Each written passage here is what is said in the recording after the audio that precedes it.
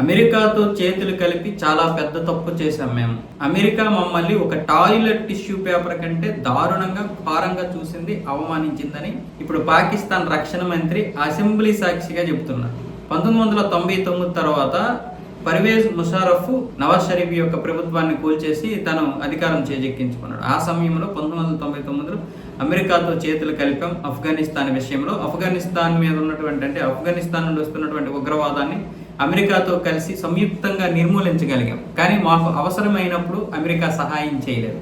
ఆ పర్యవసనాలు ఇప్పటికీ మేము అనుభవిస్తాం. చాలా సందర్భాల్లో అమెరికా మమ్మల్ని ఒక టిష్యూ పేపర్ కంటే ఘోరంగా అవమానించింది. అంతేనా, ఇంతకుముందు కూడా మనం చాలాసార్లు చెప్పుకున్నాం. ఇదే ఆసిఫ్ ఖవాజా ఆపరేషన్ సింధూర్లో ఏమన్నాడంటే, అమెరికాతో మేము చేతులు కలిపిన మాట వాస్తవం. గత 3-4 దశాబ్దాలుగా అమెరికా కోసం పనిచేస్తున్నాం.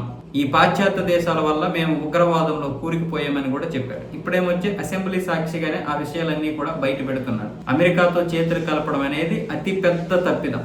వాళ్ళ కోసం మేము కొన్ని ఉగ్ర దాడులు చేశాము. అంటే అమెరికా ఎప్పుడు ఎక్కడ దాడులు చేయమంటే వీళ్ళు దాడులు చేశారు. అంటే అందులో భారతదేశం మీద కూడా దాడులు చేసినట్టే లెక్క. ఇప్పుడు పహల్గామ్ దాడి వెనక ఎన్నో కుట్రలు ఉంటాయి. దాని వెనక చైనా ఉండొచ్చు, అమెరికా ఉండొచ్చు, ఇంకొక దేశమైనా ఉండొచ్చు. వేరే దేశాలు అభివృద్ధి చెందుతున్నప్పుడు దాన్ని ఏదో ఒక విధంగా అభివృద్ధి చెందినప్పుడు, లేకపోతే ఏదైనా ఒక పని ఆగడం కోసం ఇలాంటి దేశాలను ఉపయోగించుకుంటుంది పాశ్చాత్య దేశమైన అమెరికా. ఇప్పుడు ఆ విషయాన్నే చెబుతున్నాడు.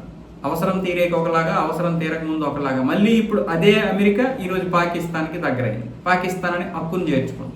మళ్ళీ అదే అమెరికా మళ్ళీ పాకిస్తాన్ని పక్కన పడేసింది. మళ్ళీ భారతదేశం దగ్గరకు వచ్చి డీల్ చేసుకుని పాకిస్తాన్కి షాక్ ఇస్తుంది. అంటే తన అవసరాల కోసం ఏమైనా చేస్తుంది. కాబట్టి పాకిస్తాన్ లాంటి దేశం పక్కన పెడితే మనలాంటి దేశం ఇప్పుడు కూడా అమెరికాకి బెండ్ అవ్వకూడదు. కాకపోతే గత దశాబ్దం ముందు 2014 ముందు చాలాసార్లు బెండ్ అయిపోయినటువంటి సందర్భాలు ఉన్నాయి.